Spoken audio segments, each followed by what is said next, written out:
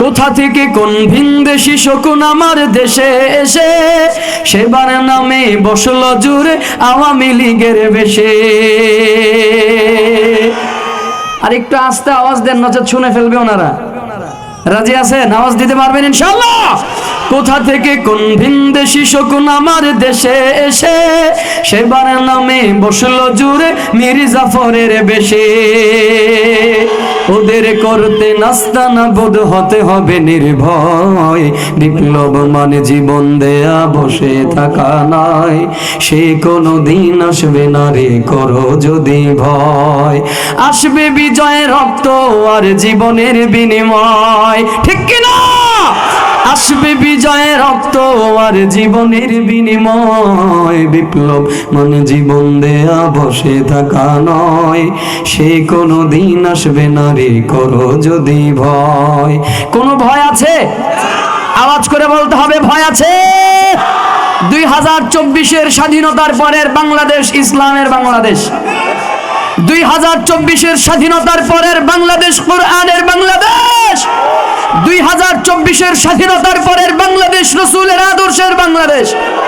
2024-এর স্বাধীনতার পরের বাংলাদেশ থেকে আমরা জানায় দিতে চাই, ভবিষ্যতের বাংলাদেশ নির্মাণ হবে কোরআন সুন্নাহর আলোকে, রাসূলের আদর্শের আলোকে, ইসলামের আদর্শের আলোকে। যদি কেউ ইসলামকে মাইনাস করে, রাসূলের আদর্শকে মাইনাস করে আগামীর সংসদ নির্বাচন করতে চায়, বাংলাদেশ বিনির্মাণ করতে চায়, আমরা তাওহীদ প্রিয়, ইসলাম প্রিয় তাওহীদি জনতা জানায় দিতে চাই, ওই নির্বাচন মানব না, ওই বাংলাদেশ মানব না। আগামীর বাংলাদেশকে বিনির্মাণ করতে হলে ইসলাম আর কোরআন সুন্নাহকে সঙ্গে নিয়ে করতে হবে।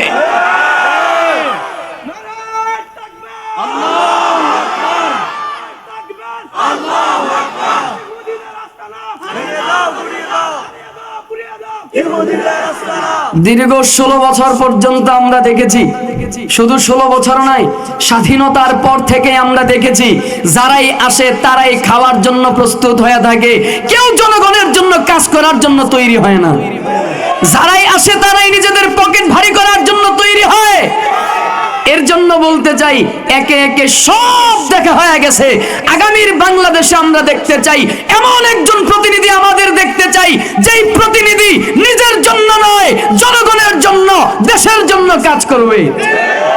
আর দেশের জন্য তারাই কাজ করবে যাদের সিনার মধ্যে কোরআন সুন্নাহর আলো আছে। এর জন্য যুবকদের বাংলাদেশ থেকে, যেহেতু বর্তমানে যুবকরা জাগ্রত হয়েছে, যুবকরা সজাগ হয়েছে, যুবকরা জাগ্রত আছে, ওই যুবকদের বাংলাদেশ থেকে আমাদের একটা প্রাণের দাবি, আগামীর বাংলাদেশে আমাদের যুবকদের হৃদয়ের স্পন্দন, ভালোবাসার প্রিয় মানুষ ডক্টর মিজানুর রহমান আজহারীকে ভবিষ্যতের এমপি মন্ত্রী হিসাবে আমরা দেখতে চাই। আমাদের সেরেতাজ আল্লামা মামুনুল হক সাহেবকে আগামীর মন্ত্রী হিসাবে আমরা দেখতে চাই। আগামীর বাংলাদেশে আমাদের হাফিজুর রহমান সিদ্দিকীকে মন্ত্রী হিসেবে দেখতে চাই, ফয়জুল করিমকে, রেজাউল করিমকে মন্ত্রী হিসেবে দেখতে চাই। আওয়াজ করে বলেন ঠিক কিনা? একে একে সব দেখা হয়ে গেছে। এখন নতুনদের বাংলাদেশ, এখন আর খাই খায়ের বাংলাদেশ হতে পারে না, এখন জনগণের জন্য কল্যাণের বাংলাদেশ হবে, ঠিক কিনা?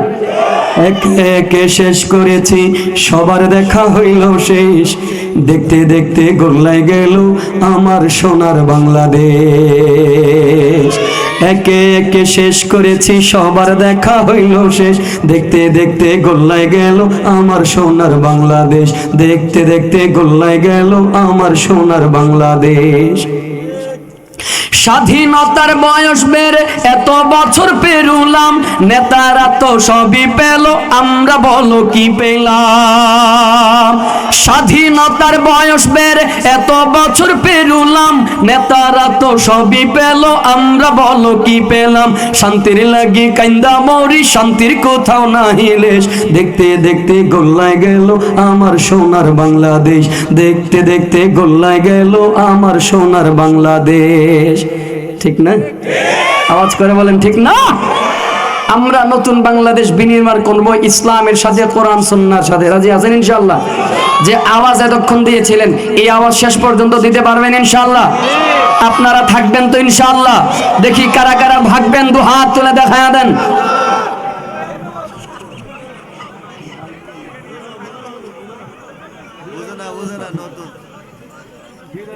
নতুন নতুন বুঝে নাই নতুন, হ্যাঁ না থাকবেন তো ইনশাআল্লাহ, বুঝতে পারেন নাই, থাকবেন ইনশাআল্লাহ।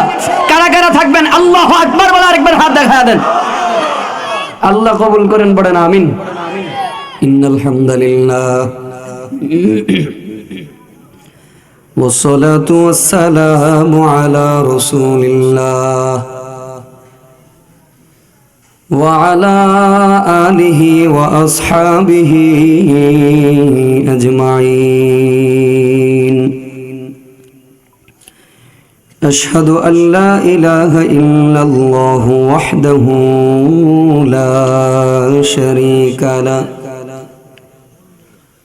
ونشهد أن سيدنا وسندنا وحبيبنا وطبيب قلوبنا ربنا ومولانا محمدا عبده ورسوله أما بعد فأعوذ بالله من الشيطان الرجيم بسم الله الرحمن الرحيم إن الله لا يغفر أن يشرك به ويغفر ما دون ذلك لمن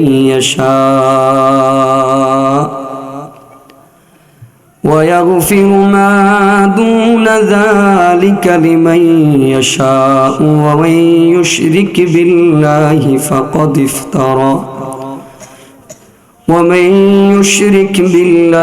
فقد افترى إثما عظيما صدق الله المولانا العظيم وصدق رسوله النبي الكريم عن عبد الله بن مسعود رضي الله تعالى عنه قال قال رسول الله صلى الله عليه وسلم من مات من أمتي لا يشرك بالله شيئا دخل الجنة فقلت إن زان وإن سرق فقال رسول الله صلى الله عليه وسلم وإن زان وإن سرق أو كما قال النبي عليه الصلاة والسلام إن الله وملائكته يصلون على النبي يا أيها الذين آمنوا صلوا عليه وسلموا تسليما اللهم صل على محمد وعلى آل محمد كما صليت على إبراهيم وعلى آل إبراهيم إنك حميد مجيد اللهم بارك على محمد وعلى آل محمد كما باركت على إبراهيم وعلى آل إبراهيم إنك حميد مجيد একটু মোহাব্বতে জিকির করব লা ইলাহা ইল্লাল্লাহ।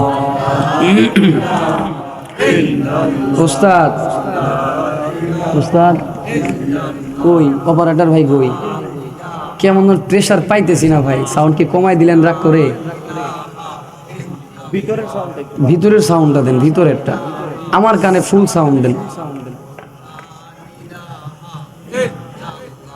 লা ইলাহা ইল্লাল্লাহ।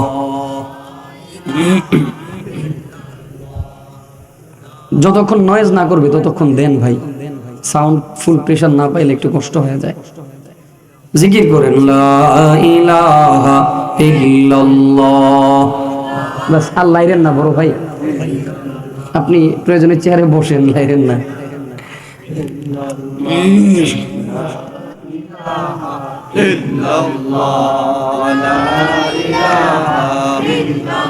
লা ইলাহা ইল্লাল্লাহু মুহাম্মাদুর রাসূলুল্লাহ সাল্লাল্লাহু আলাইহি ওয়াসাল্লাম। আলহামদুলিল্লাহ। উত্তর জয়কামতা দক্ষিণ পাড়া জামে মসজিদ ও যুব সমাজের উদ্যোগে আয়োজিত দ্বিতীয় বার্ষিক তাফসীরুল কোরআন মাহফিলের উপস্থিত আজকের সম্মানিত সভাপতি, জাতির শ্রেষ্ঠ সন্তান হযরত উলামায়ে কেরাম, সামনে উপবিষ্ট আমার বাবার বয়সী বাবাগণ, দাদার বয়সী দাদাগণ, বড় ভাই সমতুল্য বড় ভাইগণ, বন্ধু সমতুল্য বন্ধুগণ, স্নেহের ছোট ভাই সমতুল্য ছোট ভাইগণ, পর্দার অন্তরালে অবস্থানরতা শ্রদ্ধেয়া সম্মানিতা মা ও বোনেরা,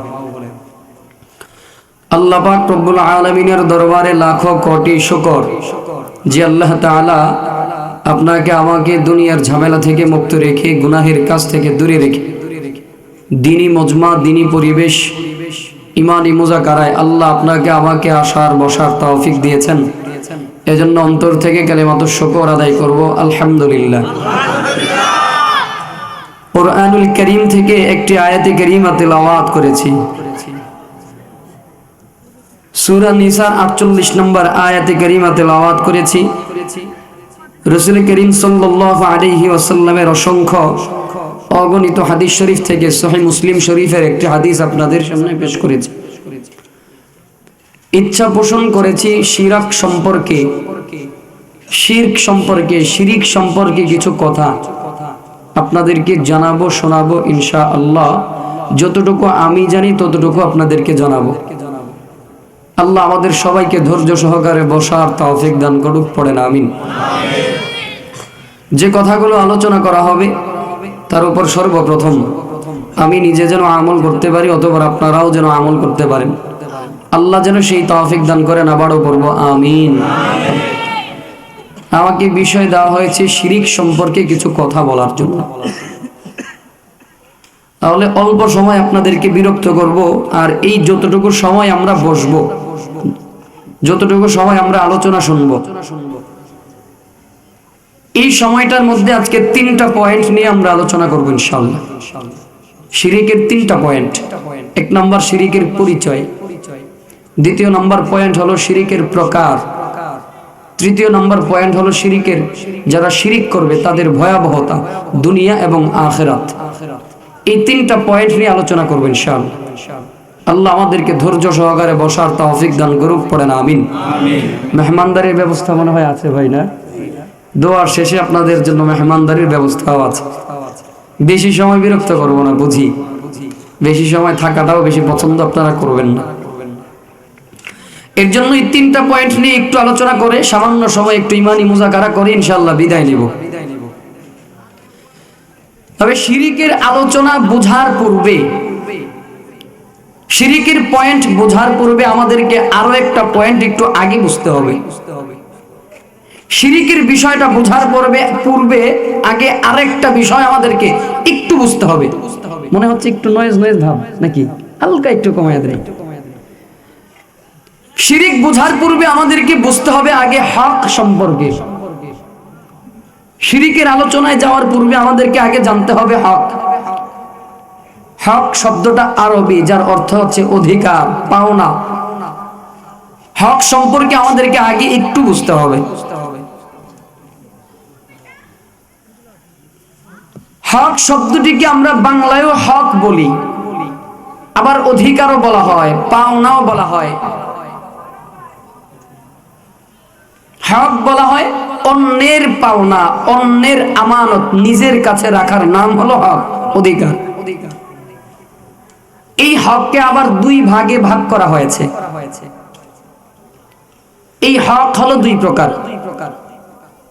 সূরা নিসার 36 নম্বর আয়াতে কারীমার মধ্যে পাওয়া যায়।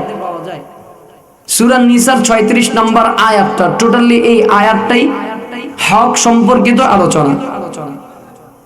হক হলো 2 প্রকার, একটা হলো হকুল্লাহ আর একটা হচ্ছে হকুল ইবাদ, অর্থাৎ আল্লাহর হক আর আরেকটা হলো বান্দার হক।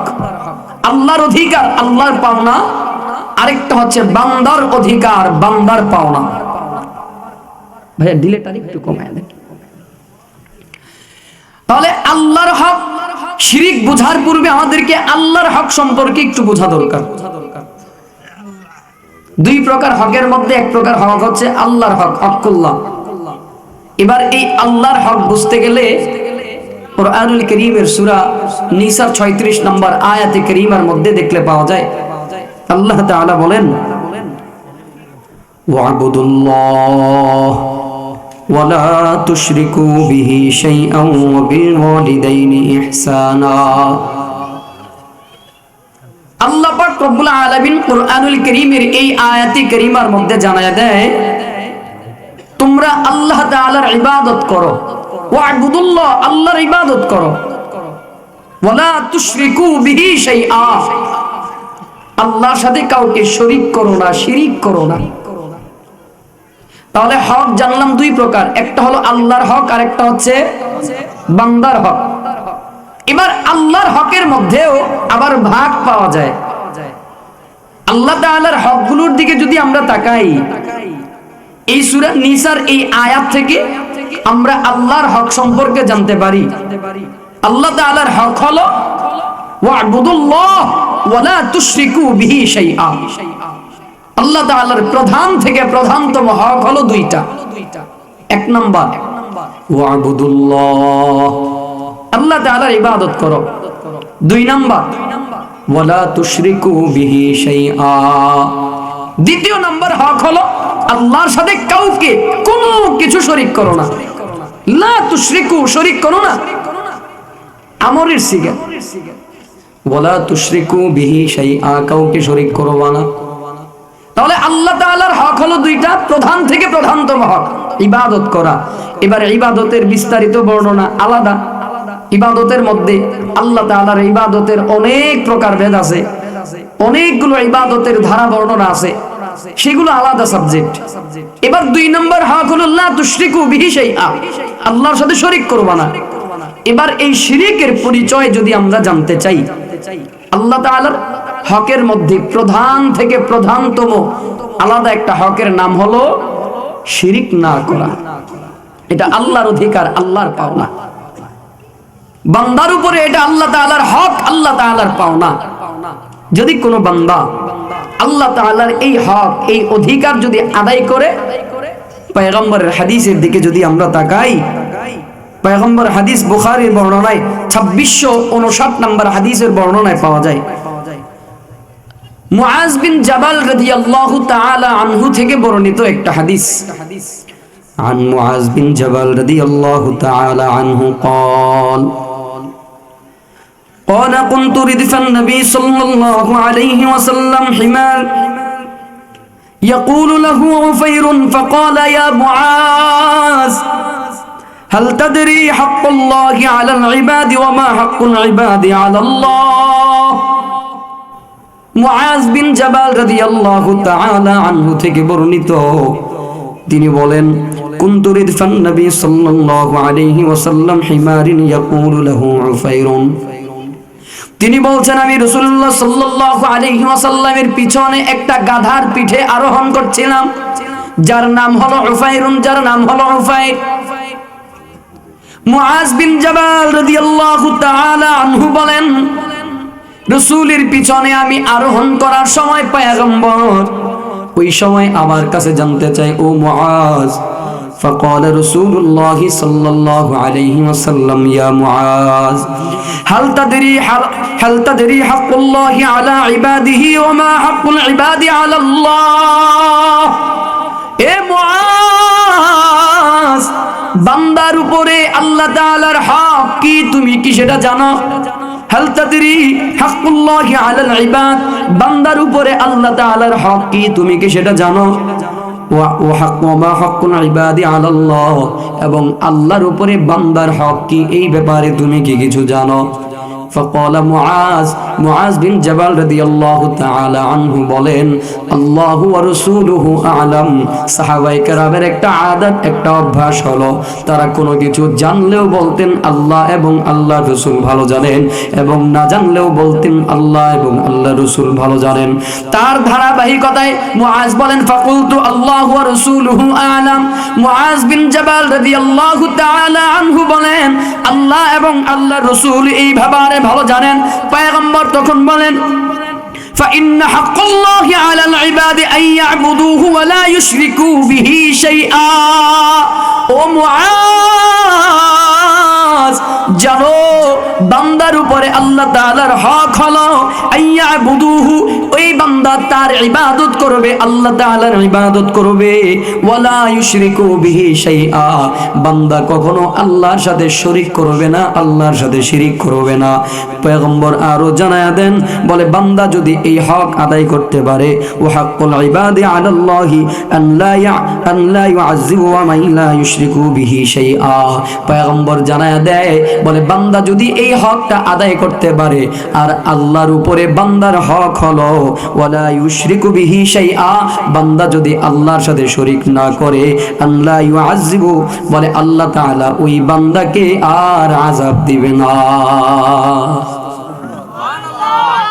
রাসূলুল্লাহ সাল্লাল্লাহু আলাইহি ওয়াসাল্লাম জানায়া দেয়, বান্দা যদি আল্লাহর এই হক আদায় করে, তার মানে হলো আল্লাহর ইবাদত করে এবং যদি আল্লাহর সাথে কাউকে শরীক না করে। পয়গম্বর জানায়া দেয়, আল্লাহর উপরে বান্দার হক হলো লা ইউআযযিবু, আল্লাহ তাআলা ওই বান্দাকে আযাব দিবে না। মুআজ বিন জাবাল রাদিয়াল্লাহু তাআলা আনহু তখন বলেন, ও পয়গম্বর, এই যে আপনি যে সংবাদটা জানালেন, এই সংবাদটাকে আমি দুনিয়ার মানুষকে জানাবো না। ফাকুলতু ইয়া রাসূলুল্লাহ আফালা উবাশশিরু বিহিন নাস, এই সংবাদকে আমি দুনিয়ার মানুষকে জানাবো না, দুনিয়ার মানুষকে কি আমি এই সংবাদটাকে আমি জানাবো না। পয়গম্বর আকরাম সাল্লাল্লাহু আলাইহি ওয়াসাল্লাম বলেন, লা তুবাশশিরুহুম ফায়াতাওয়াক্কালু, বলেন না না, তুমি এই সংবাদটা মানুষের কাছে জানাবা না, কারণ যদি এই সংবাদটা যদি মানুষ জেনে যায়, তাহলে মানুষ এর উপরেই ভরসা করবে, এর উপরেই ইস্তেকামাত করে বসে থাকবে। বুঝতেছি আপনাদের মনে হয় তেমন ভালো লাগতেছে না। যে বিষয় দেওয়া হয়েছে, বিষয়টা বোঝার জন্য মনোযোগের সাথে অল্প সময় একটু বসতে হবে, একটু সময় দিতে হবে। তাহলে আল্লাহ তাআলার প্রধান থেকে প্রধানতম হকের নাম হলো কি? আল্লাহর সাথে কাউকে শরীক না করা, শিরিক না করা, এটা আল্লাহর হক। কেউ যদি এই হক, আগে তো ভালো ছিল, তো নাড়াচাড়া করেন না, এই হক যদি কোনো বান্দা আদায় করে, পয়গম্বর জানায় দেন লা ইউআযযিবু, আল্লাহ তাআলা ওই বান্দাকে আযাব দিবে না, শাস্তি দিবে না।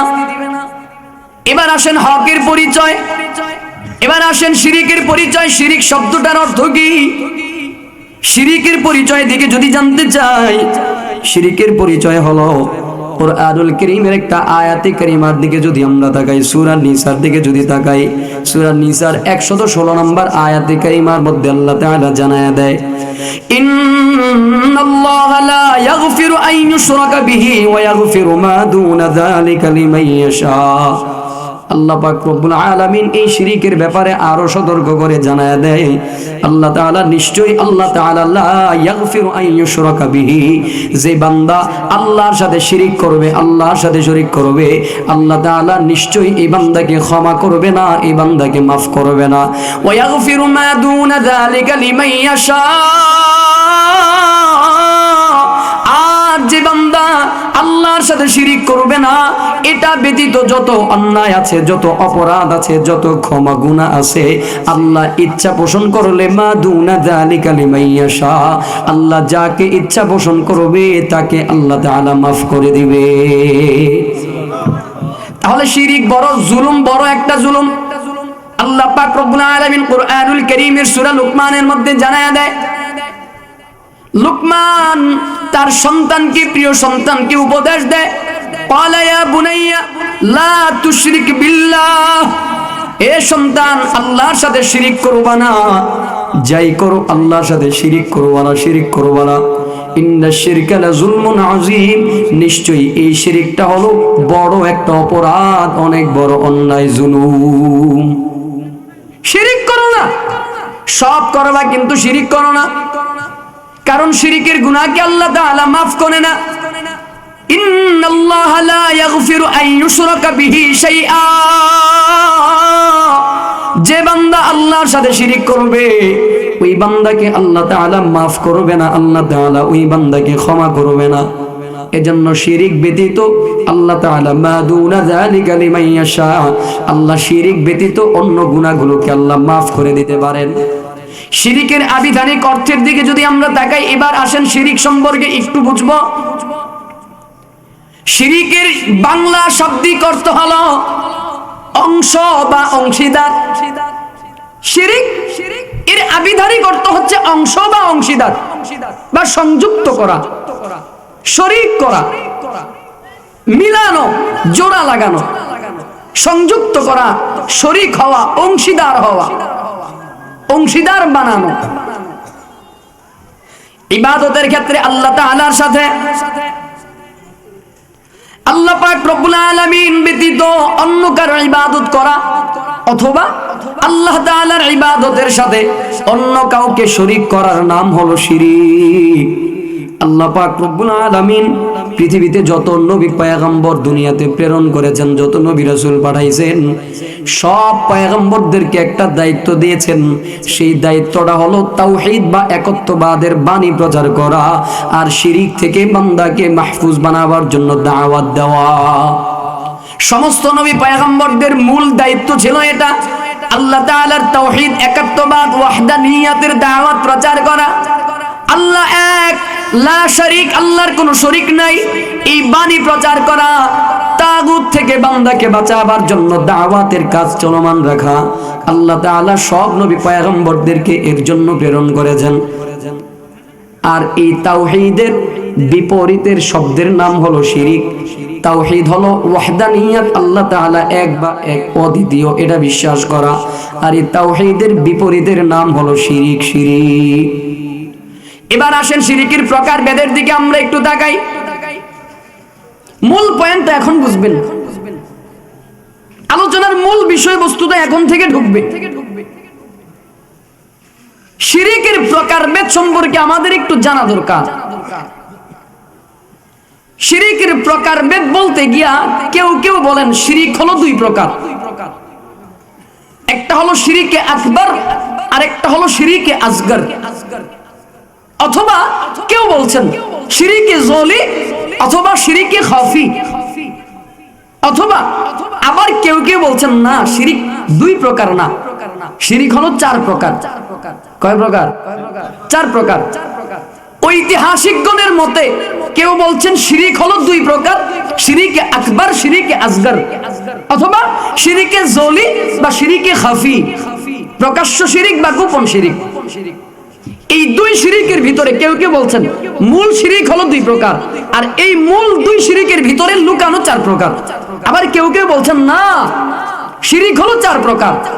এই চার প্রকারের মূল শিরিক হলো আশিরকু ফিল ইবাদাহ, ইবাদতের সাথে শিরিক করা, এটা হলো মূল শিরিক। এই আশিরকু ফিল ইবাদাহ, এই ইবাদতের ভিতরে লুকানো দুই প্রকার, শিরিকে আকবার, শিরিকে আসগর। যেভাবেই বলি মূল কথা ঘুরে ফিরে একটাই। তাহলে এবার আসেন আমরা শিরিকের প্রকারভেদ সম্পর্কে একটু জানবো। তাহলে আমরা ধরে নিলাম শিরিকের প্রকারভেদ চার প্রকার, এই দিক থেকে আমরা একটু আলোচনা করব। চার প্রকারের ভিতরে লুকানো দুই প্রকার। আবার কেউ বলছেন শিরিক দুই প্রকার, দুই প্রকারের ভিতরে লুকানো চার প্রকার।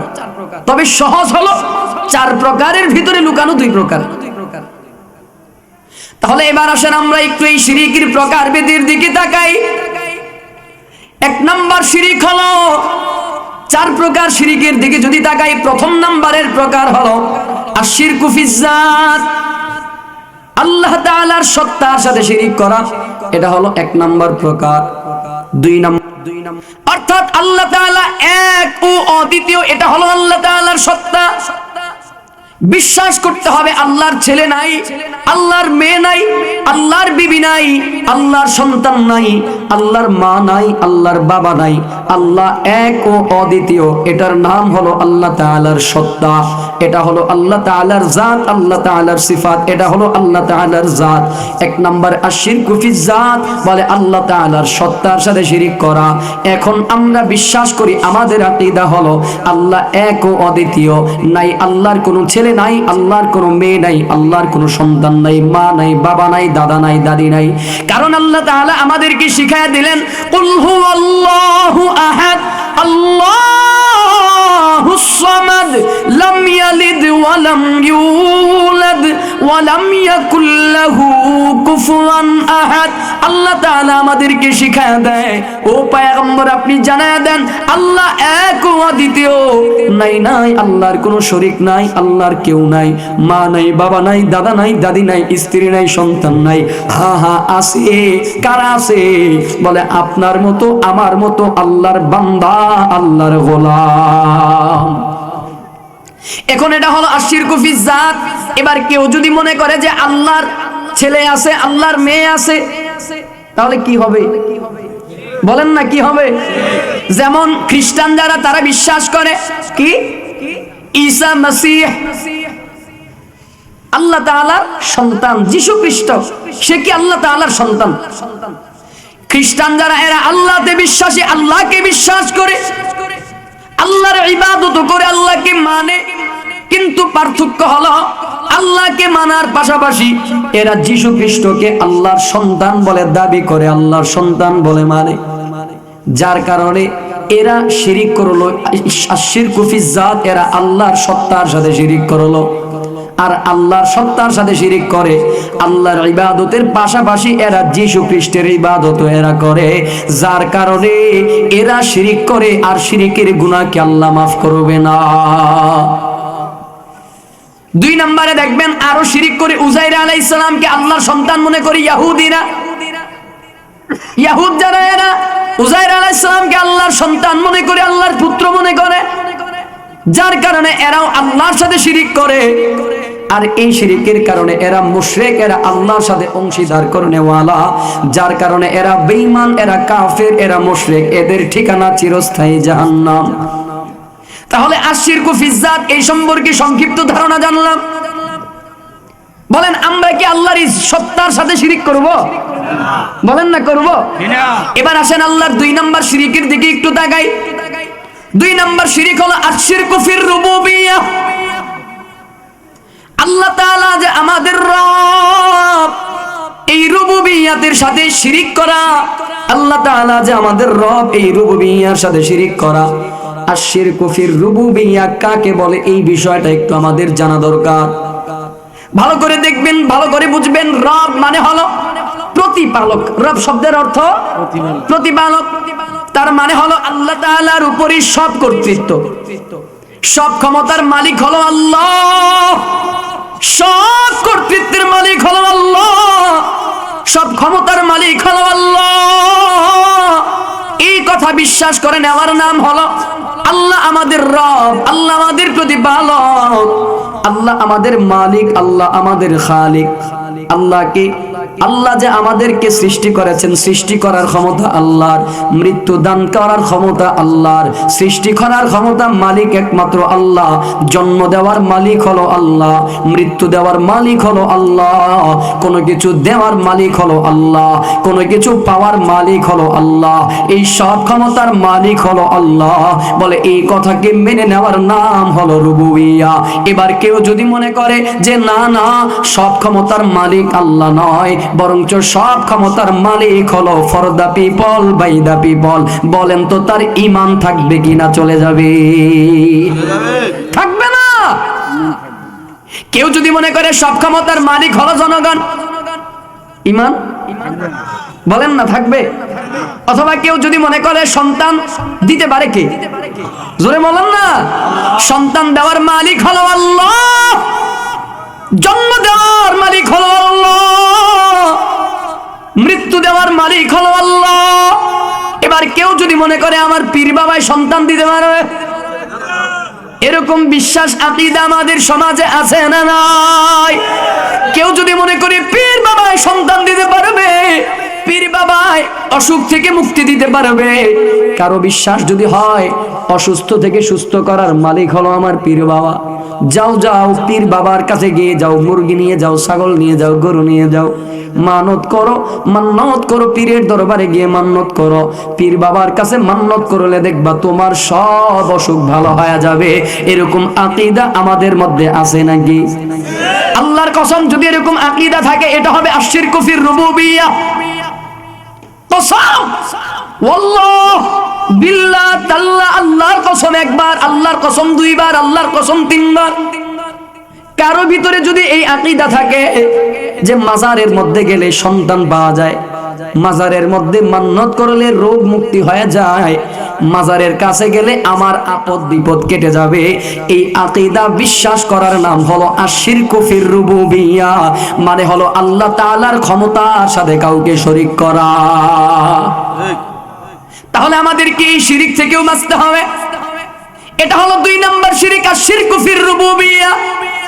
3 নম্বর শিরিক হলো আশিরকু ফিল আসমা ওয়াস সিফাত, অর্থাৎ আল্লাহ তাআলার যে নাম রয়েছে, নাম, আল্লাহ তাআলার যে গুণবাচক নামগুলো রয়েছে, আল্লাহ তাআলার যে সিফাতগত যে নামগুলো রয়েছে, এই নামগুলোর সাথে মানুষের সাথে সম্পৃক্ত করা।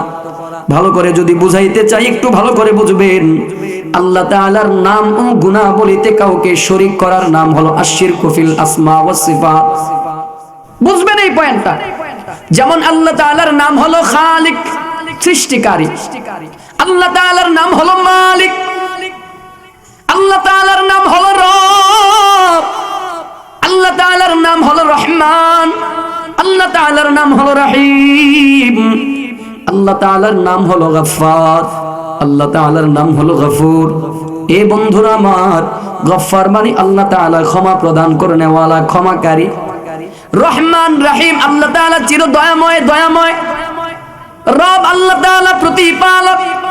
খালিক, মালিক, আল্লাহ তাআলা আমাদের পালনকর্তা, সৃষ্টিকর্তা। এগুলো আল্লাহ তাআলার সিফাতি নাম, এগুলো আল্লাহ তাআলার নাম, এগুলো আল্লাহ তাআলার গুণবাচক নাম। এইগুলোর মালিক, এই নামগুলোর মালিক হলো একমাত্র আল্লাহ। এবার কেউ যদি বিশ্বাস করে আল্লাহ যেমন খালিক, ওই আল্লাহর নামের সাথে মিলাইয়া নাম রাখে, আমার বান্দার নামও হলো খালিক। কারো নাম যদি রাখে মালিক, কারো নাম যদি রহমান, কারো নাম যদি রাখা হয় রহিম, কারো নাম যদি রাখা হয় গফফার, কারো নাম যদি রাখা হয় রব, আল্লাহর কসম এই বান্দাও আল্লাহর নামের সাথে শিরিক করবে। এটা হবে আশিরকু ফিস সিফাত, আশিরকু ফিল আসমা। কেউ যদি এই আল্লাহর নামের সাথে নাম রাখে, আল্লাহর এই গুণবাচক নামের সাথে যদি কেউ মিলায় নাম রাখে, বা কেউ যদি এই নামে ডাকে, আল্লাহর নাম রহমান, এবার যদি কাউকে ডাকে হে রহমান, আল্লাহর নাম হলো খালিক, সৃষ্টিকর্তা, এবার কেউ যদি কিরে খালিক করতে আইছস, তা আল্লাহ দুনিয়া সৃষ্টি করলো, ওই নামের সাথে আমিও বান্দাকে ডাকলাম, কিরে দুনিয়া সৃষ্টিকারী করতে আইছস, সরাসরি শিরিক হয়ে যাবে। এর জন্য আল্লাহ তাআলার এই নামগুলোকে সরাসরি রাখা যাবে না, সরাসরি ডাকাও যাবে না।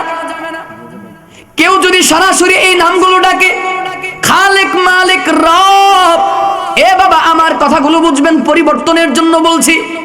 অতীতে যারা করছেন করেছেন, না বুঝে করেছেন করেছেন, তওবা করেন, সামনে এই কাজগুলো আর জেনে শুনে করবেন না। কেউ যদি না জেনে করে থাকেন, তওবা করেন, ইস্তেগফার করেন, আল্লাহ মাফ করে দিবে। তার মানে হলো খালিক হলো আল্লাহ। এবার কারো নাম যদি আল্লাহর এই গুণবাচক নামের সাথে নাম রাখতে হয়, শুরুতে একটা শব্দ যোগ করতে হবে, আব্দুল খালেক। আব্দুল শব্দের অর্থ হচ্ছে বান্দা।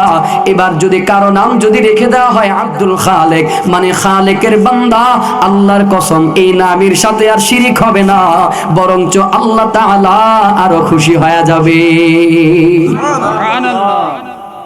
কেউ যদি নাম রাখে রহমানের পরিবর্তে আব্দুর রহমান, রহমানের বান্দা, আল্লাহ বরঞ্চ নারাজ হবে না, বরঞ্চ খুশি হয়ে যাবে। বান্দাকে আমার গোলাম বলে ডাকে, বান্দাকে আব্দুর রব বলে ডাকে, প্রতিপালনকারীর বান্দা বলে ডাকে, বান্দাকে আব্দুল মালিক বলে ডাকে, বান্দাকে আব্দুল গফফার বলে ডাকে। আল্লাহ বলেন বান্দা তুই আমাকে গফফার বলে স্বীকৃতি দিলি, তুই নিজেকে পরিচয় দিলি তুই গফফারের বান্দা, আমি আল্লাহ তো ক্ষমাশীল। যা যা আমি আল্লাহকে এই মোহাব্বত করে নাম রাখার কারণে, আমি গফফারের বান্দা হওয়ার কারণে আমি আল্লাহ তোর গুনাহ মাফ করে দিব। এর জন্য 3 নাম্বার শিরকের নাম হলো আশশিরকু ফিস সামাই ওয়াস সিফাত।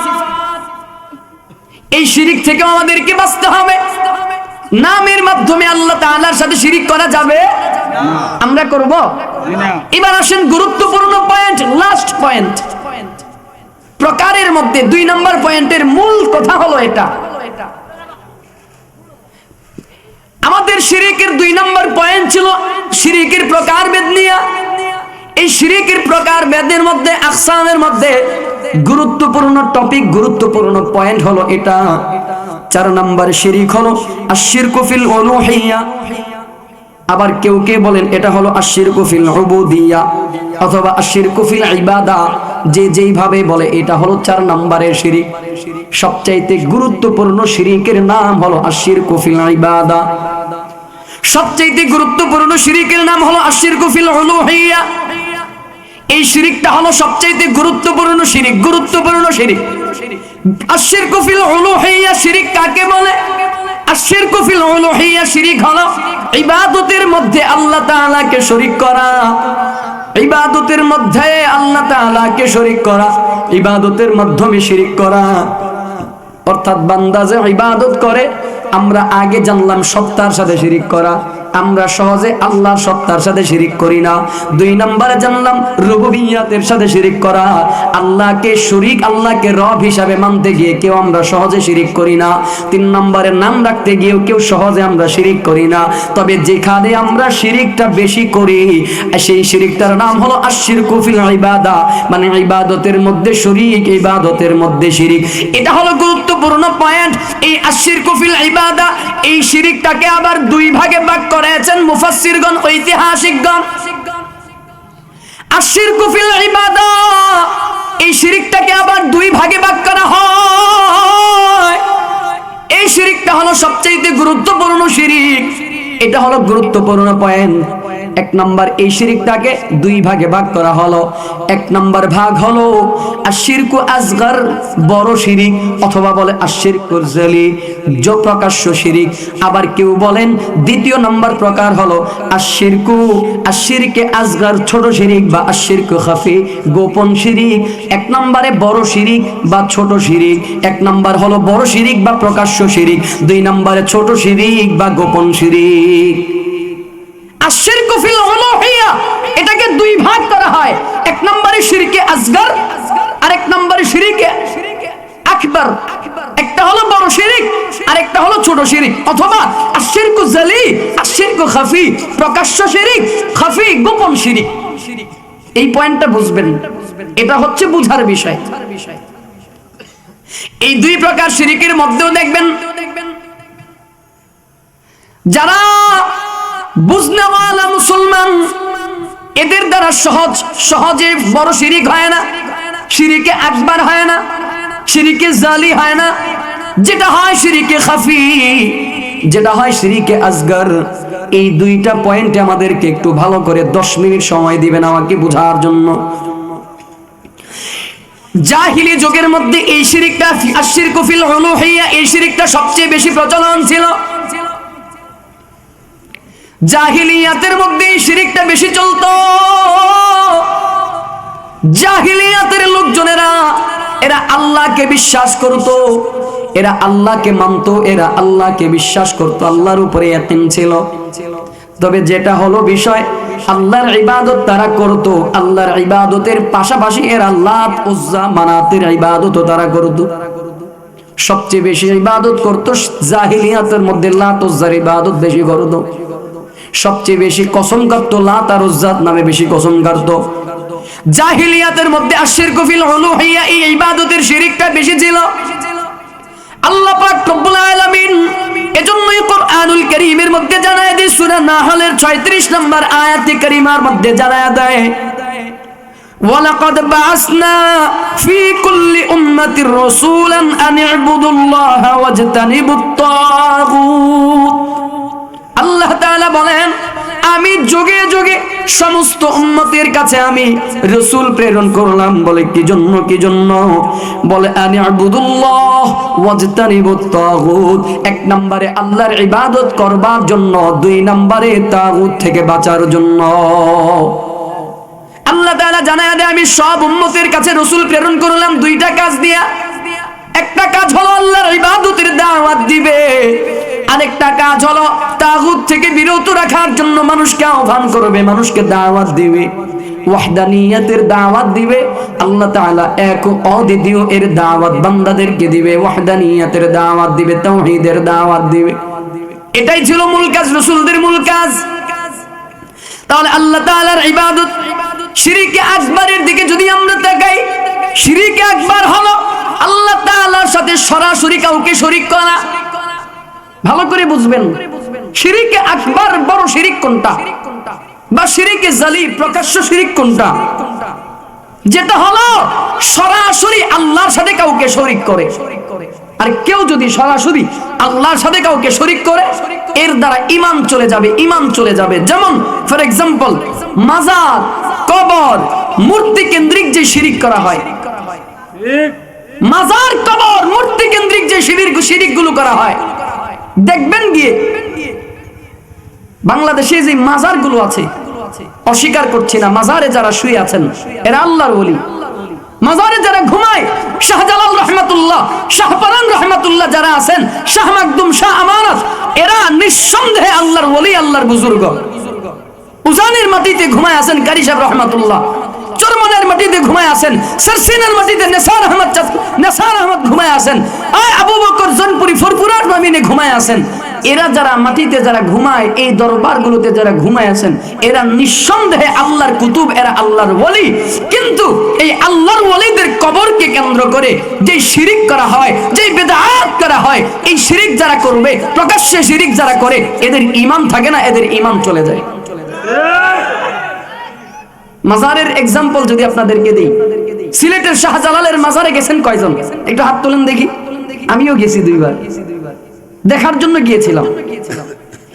শাহজালালের মাজারের মধ্যে আপনারা যারা গেছেন, আপনারা সাক্ষ্য দেন, বলেন সেখানে কি মোমবাতি, আগরবাতি, আবার যেমনে জুতা ছাড়া যাওয়া, আবার এর পিছন দিয়ে আসা যাবে না, আবার এমনিতে এমনিতে ভ্যাগ আসতে হবে, পিছনে আসতে হবে, এই কাজগুলো কি হয় কি হয় না? সেই শাহজালালের মাজারের সামনে সেজদা দেওয়া হয় কি হয় না? বলেন না কেন? আপনারা দেখছেন তো নাকি? আমি বলবো না, আপনারা বলেন। আমি তো দেখছি, আমি তো বলছি, তারপরেও আপনাদের কাছ থেকে সাক্ষ্য নেই। বলেন সিলেটের শাহজালালের মাজারে সেজদা হয় কি হয় না? এরকম শাহজালালের মাজার কেন্দ্র করে, শাহজালাল রহমাতুল্লাহি তাআলা আলাইহির মাজার, এই মাজারের মতো বাংলাদেশে আরো অসংখ্য অগণিত মাজার আছে, যেই মাজারগুলোতে সচরাচর অহরহ সেজদা দেওয়া হয়। আস্তে বলেন, আস্তে বলেন, আস্তে বলেন, আস্তে বলেন, এরা শুনে ফেলবে। এরকম আছে না? নাই। যেই মাজারগুলোতে সেজদা দেওয়া হয়, আল্লাহর কসম ওই মাজারের মধ্যে শিরিক করা হয়। যেই মাজারের মধ্যে সিজদা দেওয়া হয়, যেই মাজারের মধ্যে সিজদা দেওয়া হয়, যারা সিজদা নেয় এবং সিজদা দেয় উভয় মুশরিক হয়ে গেছে। সিজদার মালিক একমাত্র কে? আরেকটু আস্তে বলেন, কে?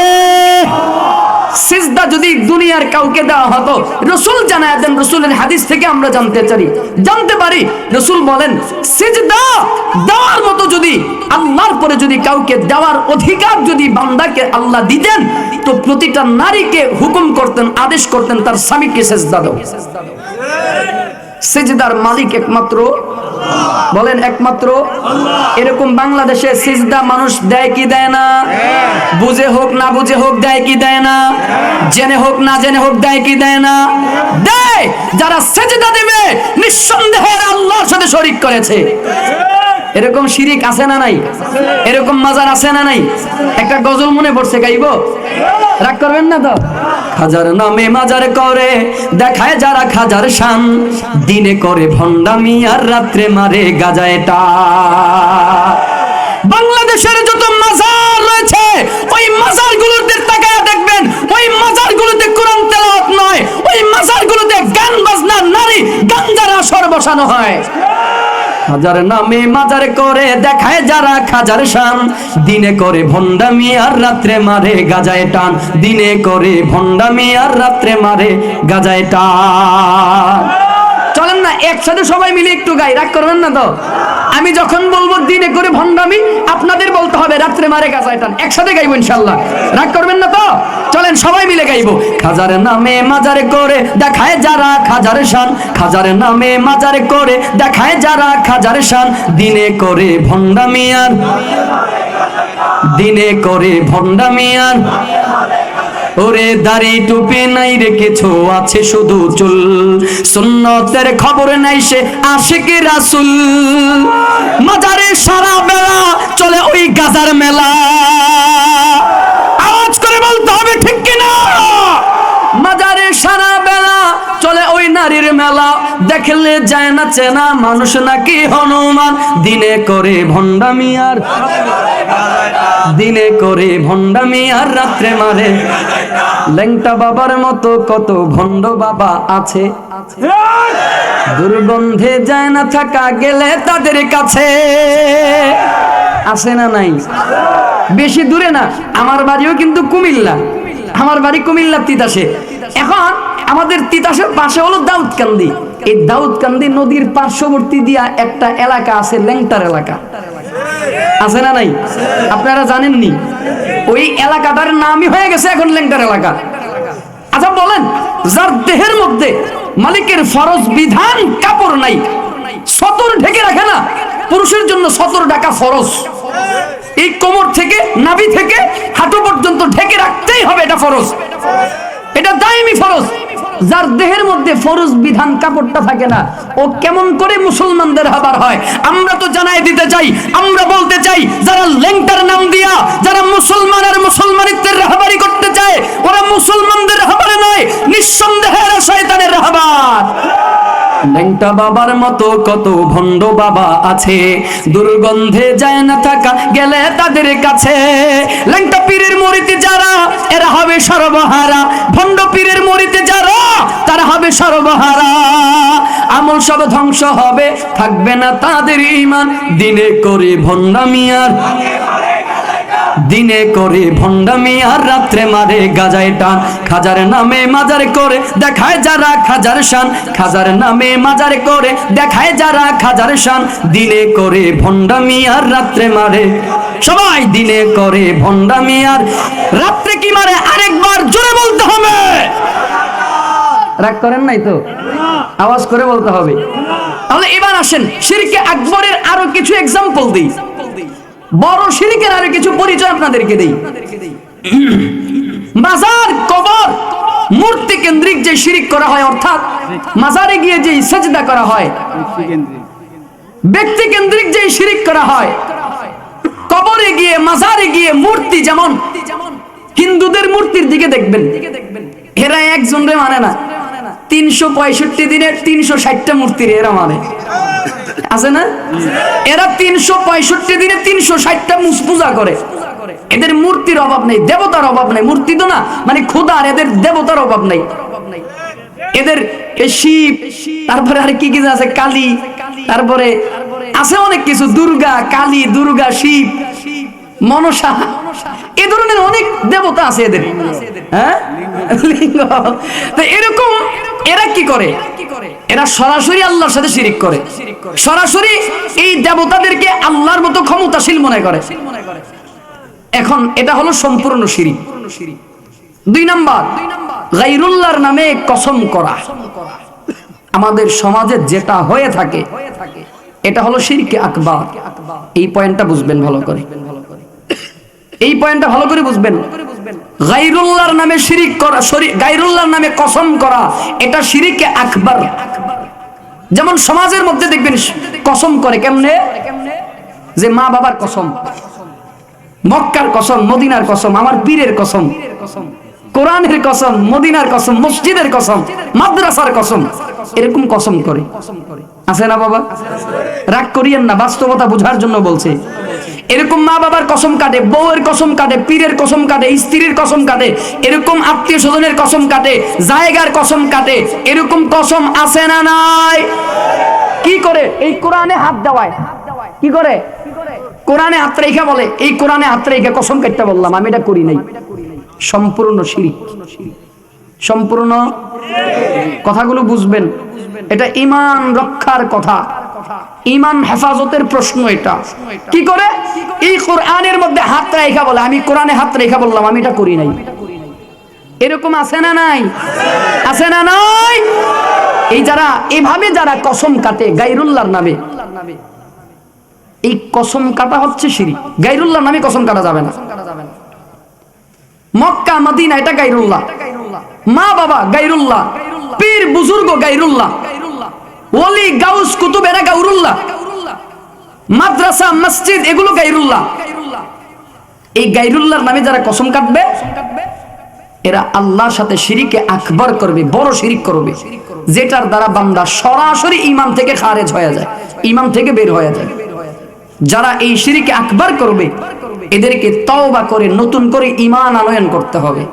এবার আপনাদের মাঝে যদি কেউ থাকেন, আপনাদের মধ্যে যদি কেউ থেকে থাকেন যে গায়রুল্লাহর নামে কসম করেছেন ইতিপূর্বে, নতুন করে তওবা করেন আল্লাহর কাছে, আল্লাহর কাছে তওবা করেন, নতুন করে ঈমান আনয়ন করেন। নচেত এই তওবা আর ঈমান আনয়ন না করে যদি মৃত্যুবরণ করেন, আল্লাহ তাআলা বলেন, ইন্নাল্লাহা লা ইয়াগফিরু আন ইউশরাকা বিহি ইন্নাল্লাহা লা ইয়াগফিরু আন ইউশরাকা বিহি শাইআন। আল্লাহ তাআলা এই শিরকের গুনাহকে maaf করবে না, করবে না কোশ্চিন কালেও না। গায়রুল্লাহর নামে কসম কাটা। গায়রুল্লাহর কাছে আরেকটা শিরক হলো শিরকে আকবার, গায়রুল্লাহর কাছে আশ্রয় প্রার্থনা করা। গায়রুল্লাহর কাছে আশ্রয় প্রার্থনা করা, এই কথাগুলো সুর দিয়ে বললাম না, এগুলো বুঝার কথা, এর জন্য স্বাভাবিক বলতেছি। এই কথাগুলো বুঝার কথা, এর জন্য বলছি।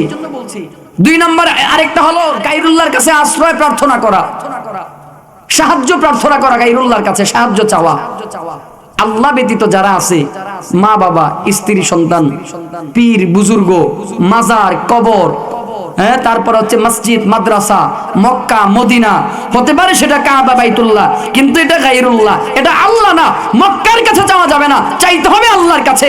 মদিনা, মদিনা হতে পারে রাসূলের পবিত্র ভূমি, মদিনায় যাওয়া যাবে না, রওজাও চাওয়া যাবে না, চাইতে হবে কার কাছে? কিন্তু উসিলা বানাইতে পারেন, সর্বোচ্চ বানাইতে গেলে বানাতে পারবেন এতটুকু উসিলা। সর্বোচ্চ চাইলে আপনি এতটুকু করতে পারবেন, আল্লাহ মক্কার উসিলায় তুমি আমাকে এটা দাও, তোমার কাছে চাই। আল্লাহ কারো ক্ষমতা নাই, তুমি আমাকে মাফ করে দাও। মদিনায় আসলাম, আল্লাহ মদিনার উসিলায় তুমি আমাকে এটা দান করো। উসিলা বানানো যেতে পারে, কিন্তু সরাসরি গায়রুল্লাহর কাছে চাওয়া যাবে। যে চাইবে সরাসরি পীরের কাছে, এরকম বলেন তো, এরকম চায় কি চায় না? সবচেয়ে বড় সমস্যা হচ্ছে আমাদের দেশের মধ্যে যেটা হয়, পীরের কাছে গিয়ে চায়, কবরে গা চায়, মাজারে গিয়ে চায়, পীরের কাছে বলে পীর মান্নত করে। কেমনে মান্নত করে?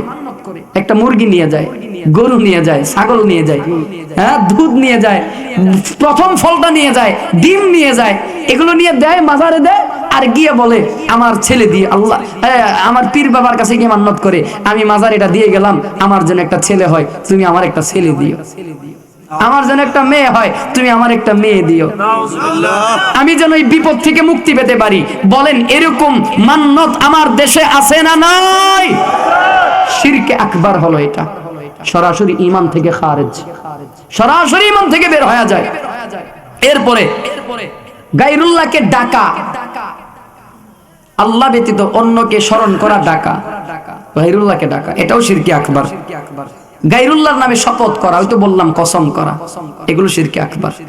তাহলে বলেন আমরা শিরকে আকবার, বলেন এটা শিরকে খাফি, গোপন শিরিক।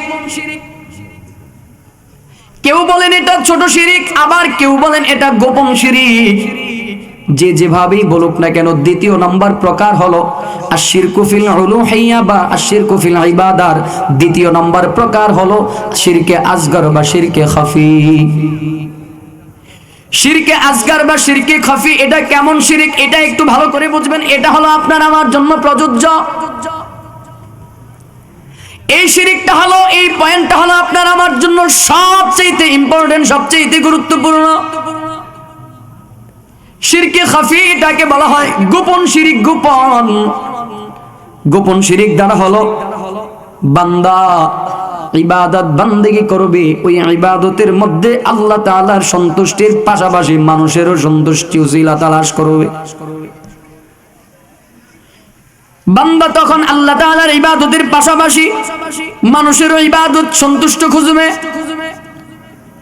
শিরকে জলি করতে করতে, শিরকে খাফি করতে করতে, গোপন শিরিক করতে করতে, শিরকে আসগর করতে করতে একবার দুইবার তিনবার বারবার এই শিরকে আসগর যখন বান্দা করে, এই শিরকে আসগর করতে করতে একটা সময় গিয়ে শিরকে আকবরে রূপান্তরিত হয়ে যায়। এই শিরকে আসগরটা একটা সময় গিয়ে শিরকে আকবরে রূপান্তরিত হয়ে যায়। এবার আসেন শিরকে আসগর, এই ছোট শিরকটা কি? ছোট শিরকটা কি? ছোট শিরকের উদাহরণ দিতে গিয়ে পয়গম্বর আকরাম সাল্লাল্লাহু আলাইহি ওয়াসাল্লাম জানায় দেয়, শিরকে আসগর হলো পিপিলিকার ধীর গতির চেয়ে আরো বেশি গোপন। বলেন তো, পিপিলিকা যে পিঁপড়া যে হাঁটে, এটা কি রকেটের মতো দ্রুত হাঁটে নাকি আরো আস্তে আস্তে ধীর গতিতে হাঁটে? পিঁপড়ার মতো আমার মনে হয় না পিঁপড়ার মতো এমন ধীর গতিতে আর কেউ হাঁটতে পারে, আর কেউ হাঁটে। রাসূল এক্সাম্পল দিয়ে বলেন, শিরিক হলো এই আশিরকু আসগর, এই গোপন শিরিকটা হলো পিপিলিকার ধীর গতির চেয়েও আরো বেশি গোপন, আরো বেশি ধীর, আরো বেশি গোপন। অন্য আরেক বর্ণনায় পয়গম্বর আকরাম জানাইয়া দেয়, এই শিরিকটা হলো নিকষ কালো রাতের অন্ধকারের মধ্যে, কালো পাথরের মধ্যে যখন পিপিলিকা হাঁটে, রাতের গহীনে অন্ধকার রাতের বেলায় যখন কালো পাথরের মধ্যে যখন কালো পিঁপড়া হাঁটে, এক নম্বরে রাত্রটাও কালো, দুই নম্বরে পাহাড়টাও কালো, তিন নম্বরে পিঁপড়াটাও কালো। ওই কালো রাতের কালো পাহাড়ের মধ্যে কালো পিঁপড়া যখন হাঁটে, বলেন তো কোন বান্দাকে দূর থেকে ওই পিঁপড়াকে দেখতে পায়? পয়গম্বর এই এক্সাম্পল দিয়ে বলেন, শিরিক হলো এইরকম। সব ইবাদত গুলো দেখতে পেলেও, সব গুনাহগুলোকে নজরে পড়লেও এই শিরিকের গুনাহটাকে চোখের নজরে পড়ে না। বান্দা এই শিরিকটাকে উপলব্ধি করতে পারে না, উপলব্ধি করতে পারে না। পয়গম্বর আকরাম সাল্লাল্লাহু আলাইহি ওয়াসাল্লাম এই গোপন শিরিকের হাদিসে বর্ণনা করেন। মুসলিম শরীফের আরো একটা হাদিসের মধ্যে পয়গম্বর জানায়া দেয়, ইবারত বাদ দিয়ে অনুবাদ আপনাদেরকে জানাইয়া যায়। 5 মিনিট সময় চায়া নিলাম, বেশি না বাবা। পয়গম্বর আকরাম সাল্লাল্লাহু আলাইহি ওয়াসাল্লাম সাহাবায়ে কেরামদেরকে জানায় দেয়, ও সাহাবীরা জানো, আমার উম্মতের মধ্যে এমন একটা সময় আসবে, এমন একটা সময় আসবে যেই সময়টায় আমার উম্মতদের ব্যাপারে আমি বড় ভয় পাই। বলে দাজ্জালের ফিতনার চাইতেও আরো বেশি ভয় আমার কাছে হয় উম্মতের গোপন শিরিক নিয়া। সাহাবায়ে কেরাম জানতে চাইলেন, ও পয়গম্বর, গোপন শিরিক এটা আবার কেমন কথা, এটা আবার কি? পয়গম্বর আকরাম সাল্লাল্লাহু আলাইহি ওয়াসাল্লাম জানায় দেয়, গোপন শিরিক, ও সাহাবীরা জেনে নাও, গোপন শিরিকটা হলো এটা এমন একটা শিরিক, এমন একটা শিরিক। এক্সাম্পল দিতে গিয়ে পয়গম্বর জানায় দেয়, বান্দা যখন নামাজের মধ্যে দাঁড়াবে, যখন কোনো মানুষ দেখবে, ওই মানুষ দেখলে তার নামাজটাকে বড় সুন্দর করবে, সুন্দর করবে। যখন বান্দা কোনো মানুষ দেখবে, মানুষ দেখলে নামাজটাকে সুন্দর করবে, রুকু করবে দেরি করে, সিজদা করবে লম্বা সিজদা, রুকু করবে লম্বা সিজদা, তিলাওয়াত করবে লম্বা তিলাওয়াত, নামাজটাকে বড় সুন্দর করে ফেলবে। আরে বান্দা যখন একা একা নামাজ আদায় করবে, সালাত আদায় করবে, এই বান্দার নামাজ হবে বড় দ্রুত গতিতে, বড় ফাস্টে, দ্রুত গতিতে তাড়াতাড়ি নামাজ আদায় করবে। যেমন বান্দা নামাজের মধ্যে যদি দাঁড়ায়, মসজিদে নামাজে দাঁড়াইলে লোকজনের সামনে বড় সুন্দর করে নামাজ আদায় করে। আর বান্দা যখন একা একা নামাজের মধ্যে দাঁড়ায়, অনেক সময় দেখা যায় 2 মিনিটে 4 রাকাত নামাজ সম্পাদন হয়ে যায়। একটু মুহাব্বতের সাথে আওয়াজ করে বলবেন, এমন নামাজি আছে না নাই?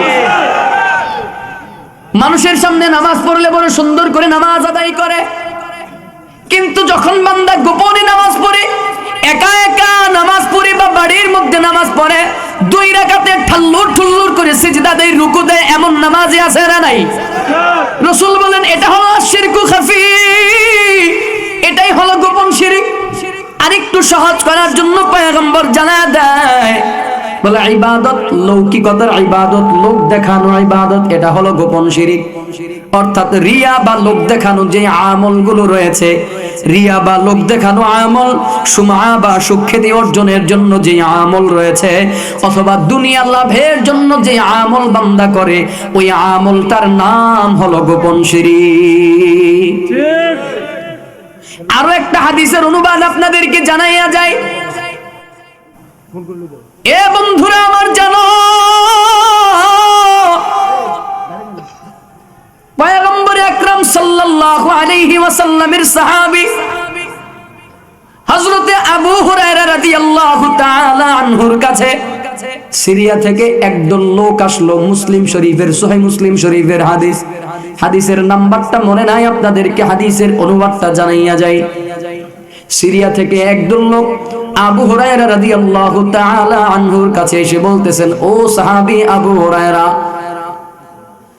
আপনার কাছ থেকে একটা হাদিস আমরা জানতে চাই, আমাদেরকে একটা হাদিস আপনি আমাদেরকে শোনায় দেন। লম্বা হাদিস। ও আবু হুরায়রা, আমাদেরকে এমন একটা হাদিস আপনি আমাদেরকে জানায় দেন, যে হাদিসটা আপনি পয়গম্বরের জবান থেকে নিজে শুনেছেন। ওই হাদিসটা আপনি আমাদেরকে, এমন একটা হাদিস আপনি আমাদেরকে জানান। আবু হুরায়রা রাদিয়াল্লাহু তাআলা আনহু বলেন, যে হাদিসটা আমি তোমাদেরকে এখন শোনাবো, এই হাদিসটা পয়গম্বর আকরাম সাল্লাল্লাহু আলাইহি ওয়াসাল্লামের জবান থেকে আমি সরাসরি শুনেছি। পয়গম্বর আকরাম সাল্লাল্লাহু আলাইহি ওয়াসাল্লাম জানায়া দেন, আল্লাহ পাক রব্বুল আলামিন হাশরের ময়দানে, কিয়ামতের ময়দানে বান্দার বিচার যখন শুরু করবে, আল্লাহ পাক সর্বপ্রথম তিনজন ব্যক্তিকে ডেকে তারপর বিচার শুরু করবেন। তিনজন ব্যক্তিকে দিয়া আল্লাহ তাআলা প্রথম যে ব্যক্তির বিচার করবেন, ওই ব্যক্তিটা হলো আল্লাহর রাস্তায় একজন শহীদ। দুই নম্বরে আল্লাহ তাআলা যার বিচার করবে, এই বান্দা একজন আলেম, একজন কারি। তিন নম্বরে আল্লাহ তাআলা যেই বান্দার বিচার করবে, ওই বান্দা হলো একজন দানশীল, দানবীর। এই তিনজন মানুষকে দিয়ে আল্লাহ তাআলা বিচারের কার্যক্রম শুরু করবে, বিচার শুরু করবে। এ বাবা, কথা বন্ধ করে একটু দিলের কানটা লাগায় আর 2-4 মিনিট আমাকে সময় দেবেন। দিল থেকে কথাগুলো শোনার চেষ্টা করবেন, দিল থেকে কথাটা বোঝার চেষ্টা করবেন। সহিহ হাদিস আপনাদেরকে জানাইয়া যায়, সহিহ মুসলিমের হাদিস, পয়গম্বর আকরাম সাল্লাল্লাহু আলাইহি ওয়াসাল্লাম জানায়া দেয়, আল্লাহ তাআলা সর্বপ্রথম যেই বান্দার হিসাব গ্রহণ করবে, ওই বান্দা একজন আল্লাহর রাস্তায় নিহত শহীদ। ওই শহীদকে আল্লাহ তাআলা ডাক দিয়ে বলবে, রে শহীদ, দুনিয়ায় আমি তোরে এত তাকাত দিলাম, এত শক্তি দিলাম, এত সামর্থ্য দিলাম, বল রে বান্দা বল, আমার এই শক্তি পাওয়ার পরে, আমার এই নিয়ামত, শক্তি, তাকাত পাওয়ার পরে আমার জন্য কি করলা? ওই শহীদ বান্দা বলবে, আল্লাহ, হ্যাঁ হ্যাঁ, আমি তোমারই নিয়ামত, শক্তি পেলাম, তাকাত পেয়েছি। এই বান্দা নিয়ামতের স্বীকৃতি প্রদান করে বলবে, আল্লাহ, আমি তোমার দেয়া নিয়ামত, শক্তি আমি পেয়েছি, তাকাত আমি পেয়েছিলাম, তবে আল্লাহ তোমার এই নিয়ামত পাওয়ার পরে আমি কোনো গুনাহের কাজ করি নাই, আমি তোমার রাস্তায় যুদ্ধ করেছি। আল্লাহ তোমার এই শক্তি পাওয়ার পরে আমি তোমার রাস্তায় যুদ্ধ করলাম। আল্লাহ শুধু যুদ্ধ পর্যন্তই ক্ষান্ত নয়, যুদ্ধ করতে করতে আমি তোমার রাস্তায় শহীদ হয়ে গেলাম, আমি শাহাদাত বরণ করলাম। আল্লাহ জানতে চাইবে, বান্দা কার জন্য যুদ্ধ করেছো, কার জন্য শাহাদাত বরণ করেছো?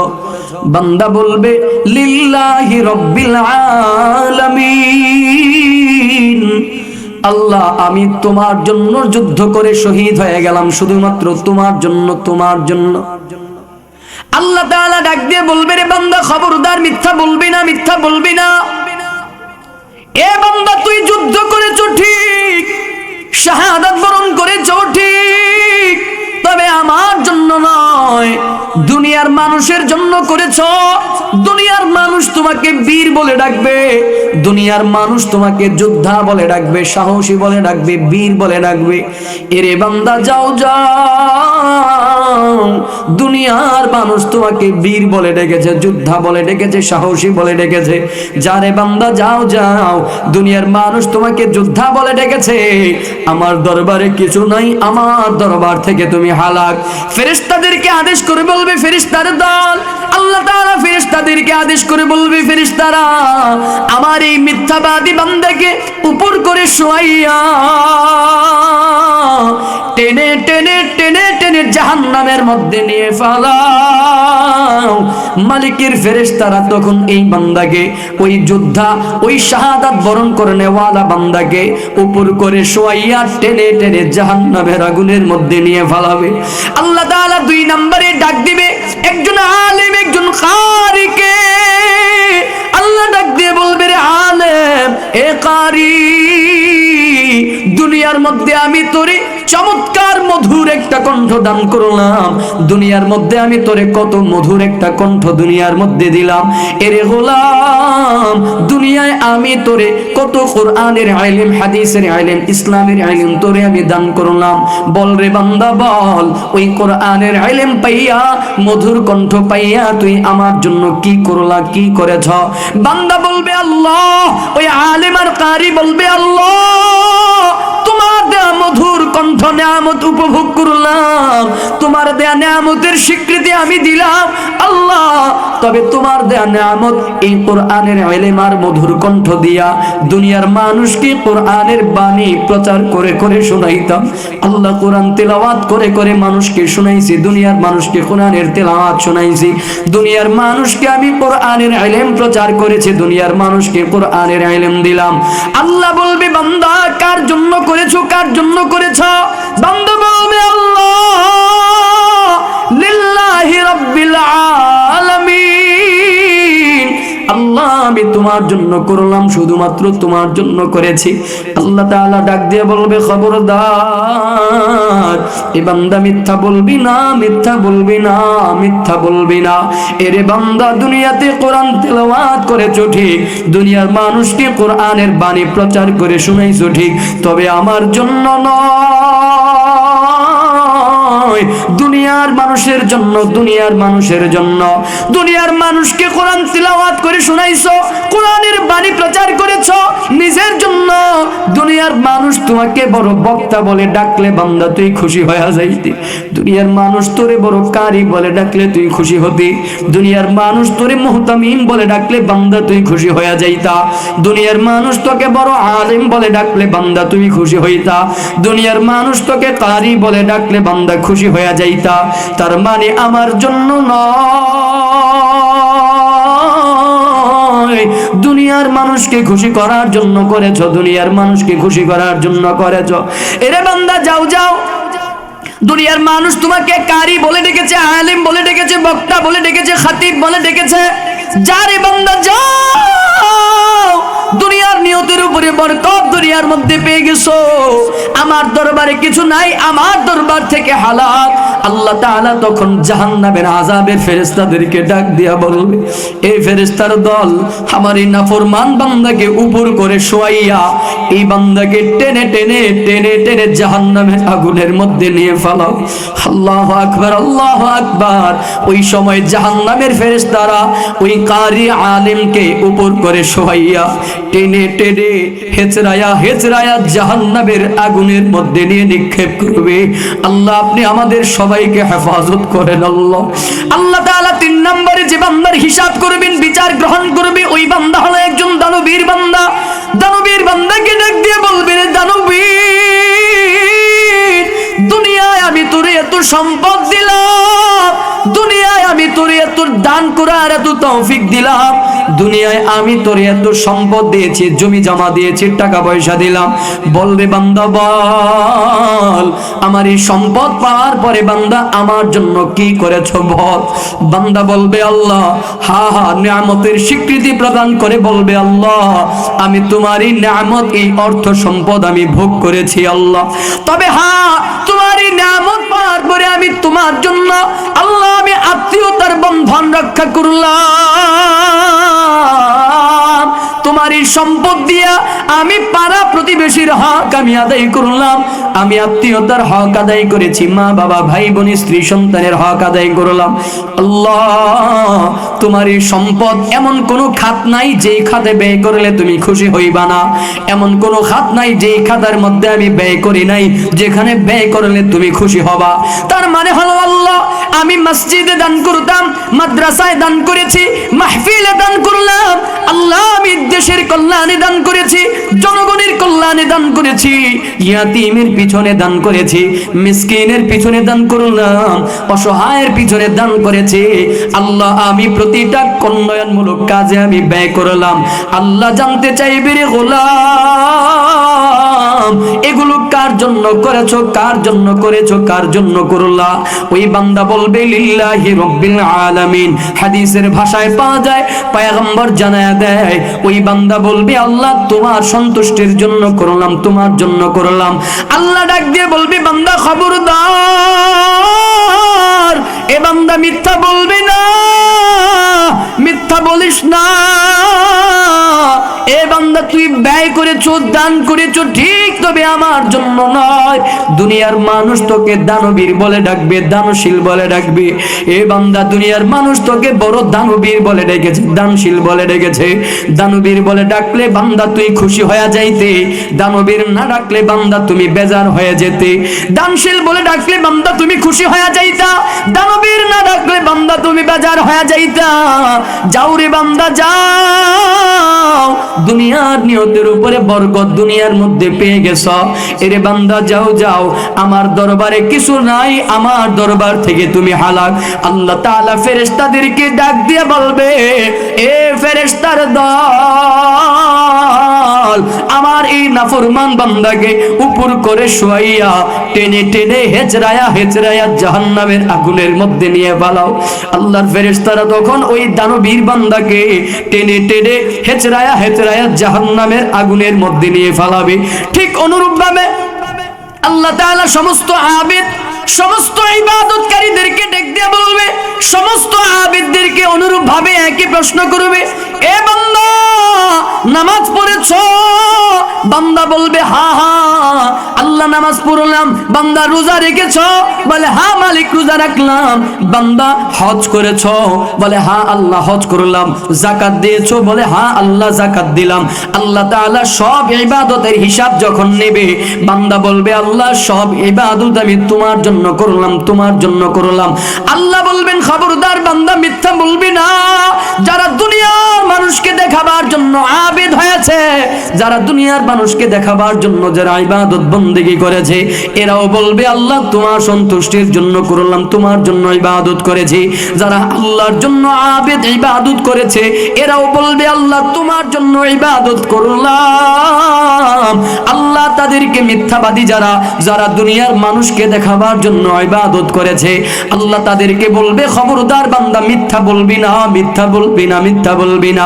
এরে বান্দা দুনিয়াতে নামাজ পড়েছো ঠিক, ইবাদত করেছো ঠিক, হজ করেছো ঠিক, যাকাত দিয়েছো ঠিক, রোজা রাখছো ঠিক, দুনিয়ার মানুষ তোকে হাজী সাহেব বলে না ডাকলে বান্দা তুমি বেজার হয়ে যাইতা। নামের শুরুতে আলহাজ না লিখলে বান্দা তুই বেজার হয়ে যাইতি, নামের শেষে হাজী সাহেব বলে না ডাকলে বান্দা তুমি বেজার হয়ে যাইতা। তার মানে হলো তুমি হজ করেছো ঠিক, আমার জন্য নয়, দুনিয়ার মানুষ তোমাকে হাজী সাহেব বলে ডাকবে সেজন্য হজ করেছ। যারে বান্দা যাও, দুনিয়ার মানুষ তোমাকে হাজী সাহেব বলে ডেকেছে, হজ বলে ডেকেছে। এরে বান্দা আলহাজ বলে ডাকতো, তোকে বান্দা নামাজি বলে ডাকতো, রোজাদার বলে ডাকতো, যাকাতদার বলে ডাকতো। যারে বান্দা যাও যাও, দুনিয়ার নিয়তের উপরে বরকত দুনিয়ার মধ্যে পেয়ে গেছো, আমার দরবারে কিছু নাই, আমার দরবার থেকে হালাক। আল্লাহ তাআলা ফেরেশতাদেরকে আদেশ করবেন, যা ফেরেশতারা এই বান্দাকে জাহান্নামের মধ্যে নিয়ে পাঠাও। রাসূল এই কথাটাকে, ইবাদতটাকে বলেন, নবীজি বলেন আশিরকু খাফি। রাসূল জানা দেয় আর রিয়া, এই যারা লৌকিকতার জন্য আবেদ হবে, ইবাদত করবে। নবীজি জানা দেয় যারা মানুষকে দেখাবার জন্য রিয়া, লৌকিকতা করবে, মানুষকে দেখাবার জন্য যারা ইবাদত বন্দেগী করবে, রাসূল বলেন এটাই হলো আশিরকু খাফি, এটাই হলো গোপন শিরিক, এটাই হলো গোপন শিরিক, এটাই হলো গোপন শিরিক। আর পয়গম্বর জানায়া দেয় এই গোপন শিরিক বান্দা করতে করতে একবার দুইবার তিনবার বান্দা গোপন শিরিক করতে করতে করতে করতে আশিরকু খাফিটা এক সময়ে আশিরকু জালি প্রকাশ্য শিরিক অথবা আশিরকু আসগর থেকে আশিরকু আকবার হয়ে যায়। একটা সময় গিয়ে এই গোপন শিরিকটা এক সময় গিয়ে গোপনটার গোপন থাকে না, প্রকাশ্য হয়ে যায়, আশিরকু জালি হয়ে যায়। এক সময় গিয়ে আশিরকু আসগর এই ছোট শিরিকটা আর ছোট থাকে না, করতে করতে করতে করতে এক সময় এই শিরিকটা শিরক আকবার বড় শিরিক হয়ে যায়। আর বান্দা যখন শিরকে আকবার করে ফেলবে, বড় শিরিক করে ফেলবে, আল্লাহর কসম পয়গম্বর আল্লাহ পাক রব্বুল আলামিন কোরআনুল কারীমের মধ্যে জানায়া দেয় যারা এই আশিরকু খাফি আশিরকু আকবার যারা করবে, যারা বড় শিরিক যারা করবে, এরা তওবা না করে যদি কবরে আসে, এরা তওবা ইস্তিগফারের আমল নিয়া তওবা করে যদি না আসে, তাহলে এর ঠিকানা চিরস্থায়ী জাহান্নাম হয়ে যাবে। আলোচনা শেষ, আলোচনা শেষ।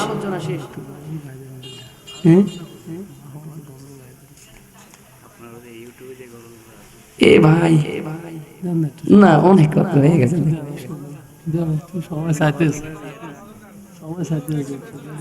তাহলে আলোচনার শেষ কথাটা বলে দেই, তাহলে আমরা আজকের পর থেকে আর শিরিক করব না, শিরিকের সাথে সম্পৃক্ত হব না, শিরিক করব না, করব না তো ইনশাআল্লাহ, ইনশাআল্লাহ করব না তো ইনশাআল্লাহ, ইনশাআল্লাহ। তাহলে শিরকে আকবার কোনটা? যেটা আল্লাহর সাথে সমকক্ষ কাউকে মনে করে, কবরে মাজারে ব্যক্তিকে যারা সেজদা দেয়, আল্লাহর সমকক্ষ যারা মনে করে, এরা এরা শিরিক করে ফেললো।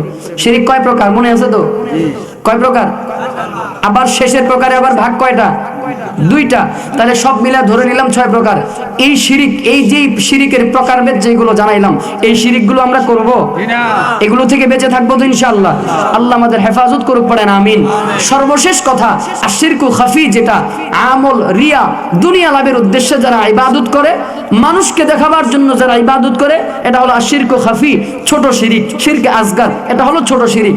এই শিরিক থেকে আপনাকে আমাকে হেফাজত থাকতে হবে, পারবো তো ইনশাআল্লাহ। আমরা যতটুকু, শেষ কথা, একটা শেষ সবক আপনাদের জন্য, শেষ সবক একটা আপনাদের জন্য। আল্লাহ দুনিয়াতে আমাদেরকে যতদিন বাঁচায় রাখবে, দুনিয়াতে আল্লাহ আমাদেরকে যতদিন বাঁচাবে, এই হায়াতের জিন্দেগিতে যতদিন বাঁচবো, এই হায়াতের জিন্দেগিতে যতটুকু আমল করব, চাই 1 ওয়াক্ত নামাজ, চাই একটা রোজা, চাই 1 টাকা দান করব, চাই একবার আল্লাহকে ডাকবো, চাই 1 পৃষ্ঠা তেলাওয়াত করব, যতটুকু করব, যতটুকু ইবাদত করব, ততটুকুর পেছনে সন্তুষ্টি খুঁজবো একমাত্র আল্লাহ। রাজি আছেন ইনশাআল্লাহ? ওয়াদা? এই ওয়াদা করতে পারি ইনশাআল্লাহ? ওয়াদা ইনশাআল্লাহ। আজকের পর থেকে দুনিয়ার কাউকে দেখাবার জন্য ইবাদত করব না ইনশাআল্লাহ। কারণ কেউ যদি মানুষকে দেখাবার জন্য অন্তরে যদি এতটুকু বলে, আরে দেখতেছি যদি নামাজটা অসুন্দর করি কেমন দেখা যায়, এতটুকুই যদি ভিতরে ঢুকে যায়, শিরিক হয়ে যাবে। এটা শিরক খাফি হবে, ছোট শিরিক হবে, গোপন শিরিক হবে। আরে লোকটা আছে, একটু সুন্দর করে নামাজ পড়ি, আরে লোকজন দেখতেছে, 10 টাকা জায়গা 50 টাকা দান করি, এতটুকু যদি কেউ করেন, এটা শিরকে খাফি, গোপন শিরিক। এতটুকু করা যাবে না। সবক একটাই, আজকের পর থেকে যতটুকু আমল করব, যতটুকু ইবাদত করব, প্রয়োজনে 1 ওয়াক্ত নামাজ, 1টা রোজা, 1 টাকা দান করব, 1 পৃষ্ঠা কোরআন তেলাওয়াত করব, একবার আল্লাহকে ডাকবো, কিন্তু এটার পিছনেও যেন সন্তুষ্টি থাকে একমাত্র আল্লাহ। রাসূল বলেন, আখলিস দীনাকা ইয়াকফিকাল আমালুল কালিল, এই জায়গাটাকে, অন্তরটাকে খালি করো। রাসূল বলেন এই জায়গাটাকে খালেস কর। নবীজি বলছেন এই জায়গাটাকে পবিত্র করো। এই জায়গাটাকে যদি ঠিক করতে পারো, এই জায়গাটাকে ঠিক করে অল্প আমল করো, আমালুল কালিল, কালিল অল্প করো। যদি এই জায়গাটা ঠিক করে অল্প আমলও করতে পারো, রাসূল বলেন এই অল্প আমলের উসিলায় নাজাতের ফয়সালা আল্লাহ করে দিবে। তাহলে রাজি আছি তো ইনশাআল্লাহ? রাজি আছি তো ইনশাআল্লাহ? পয়েন্ট আরেকটা ছিল, সেটা আজকের জন্য স্থগিত হয়ে গেল। আমরা আলোচনা শুরু করেছিলাম শিরিকের 3টা পয়েন্ট নিয়ে আলোচনা করব। 1 নম্বরে শিরিকের ভূমিকা পরিচয়, 2 নম্বরে শিরিকের প্রকারভেদ আকসাম ও শিরক, 3 নম্বরে হচ্ছে শিরিকের ভয়াবহ পরিণাম দুনিয়া এবং আখিরাত। আলোচনা শিরিকের পরিচয় এবং প্রকারভেদ পর্যন্ত গিয়ে শেষ করলাম। আল্লাহ যদি হায়াতে বাঁচায়, ভবিষ্যতে কোনোদিন যদি সুযোগ দেয়, শিরিকের ভয়াবহ পরিণাম সম্পর্কে ভবিষ্যতে কোনো এক সময় যদি সুযোগ হয়, আল্লাহ হায়াতে বাঁচায়, বাকি আলোচনা আপনাদেরকে করব, জানাবো, শোনাবো ইনশাআল্লাহ। আলা সাইয়্যিদিনা ওয়া নাবিয়্যিনা ওয়া শাফি'িনা ওয়া হাবিবানা ওয়া মাওলানা মুহাম্মদ সাল্লাল্লাহু আলাইহি ওয়া আলা আলিহি ওয়া আসহাবিহি ওয়া বারাকা ওয়া সাল্লাম।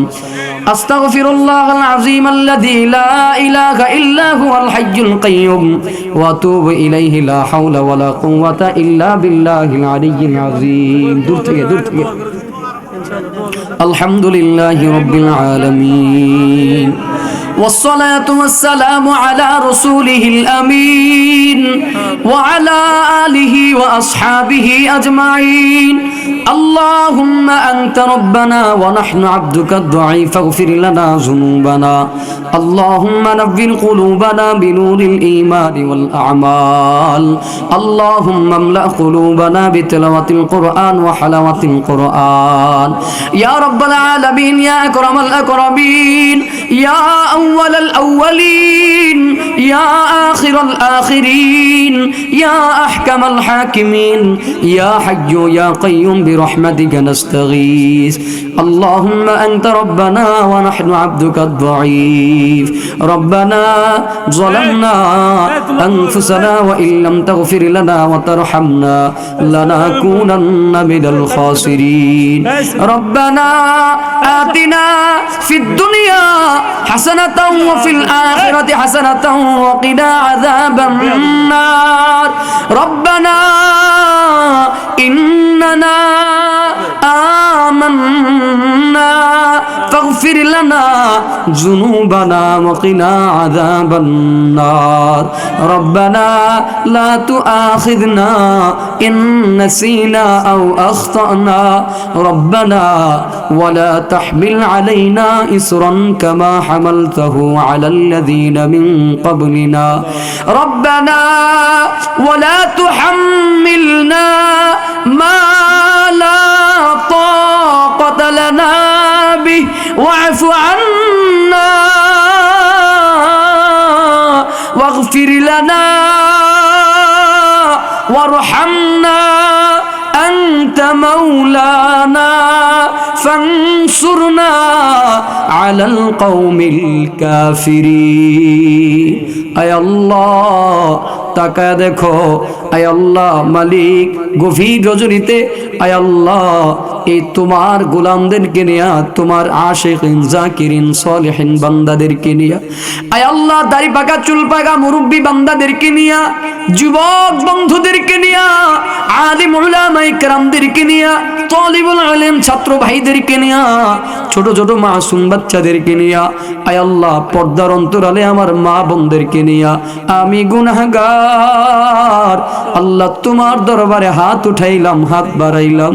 আল্লাহ খাস করে মেহেরবানি করে আমাদের এই হাতগুলাকে তুমি কবুল আর মঞ্জুর করে নাও আল্লাহ। আল্লাহ জানি না জীবনে কত গুনাহ করলাম, জেনে না জেনে, ইচ্ছায় অনিচ্ছায়, প্রকাশ্যে গোপনে, হাতে কওলি ফি'লি, জানা অজানা, শিরকে বেদাতি ফাসিকি, মালিক যত রকমের গুনাহ আছে সব গুনাহ থেকে তোমার কাছে মাফ চাই। আল্লাহ মেহেরবানি করে আমাদের জীবনের যৌবনের সব গুনাহকে মাফ করে দাও আল্লাহ। আয় আল্লাহ তওবা করতেছি, আর কোনোদিন গুনাহ করব না। আয় আল্লাহ শয়তানের ওয়াসওয়াসায় পড়ে আল্লাহ নেফাকি হয়ে গেছে, আল্লাহ কত শিরকি খাফি হয়ে গেল, আল্লাহ কত শিরকে আসগর আমাদের দ্বারা হয়ে গেছে।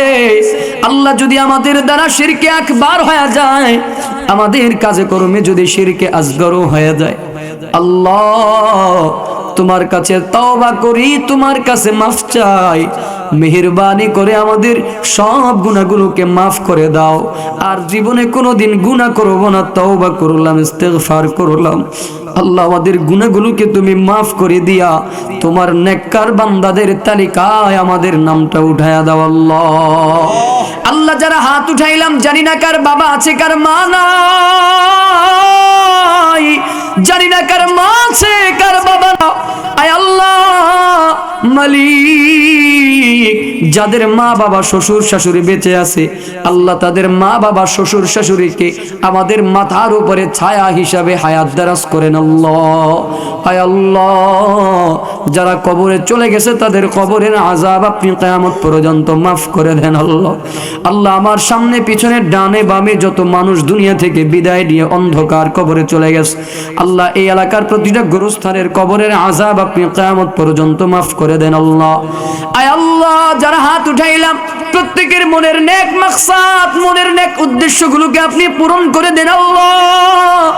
আয় আল্লাহ যারা অসুস্থ আছে মালিক আপনি সুস্থতার নিয়ামত দান করেন আল্লাহ। যারা সমস্যায় আছে সমাধান করে দেন আল্লাহ। যারা বিপদে আছে মালিক আপনি উদ্ধার করে দেন আল্লাহ। আমি সহ যারা ঋণগ্রস্ত মালিক আল্লাহ প্রত্যেকের ঋণকে আপনি পরিশোধের ব্যবস্থা করে দেন আল্লাহ। আল্লাহুম্মা কফিনি বিহালালিকা আন হারামিকা ওয়া আগনিনি আম্মান সিওয়াক। আয় আল্লাহ খাস করে মালিক প্রবাসীদেরকে মাবুদ আপনি কবুল করে নেন আল্লাহ।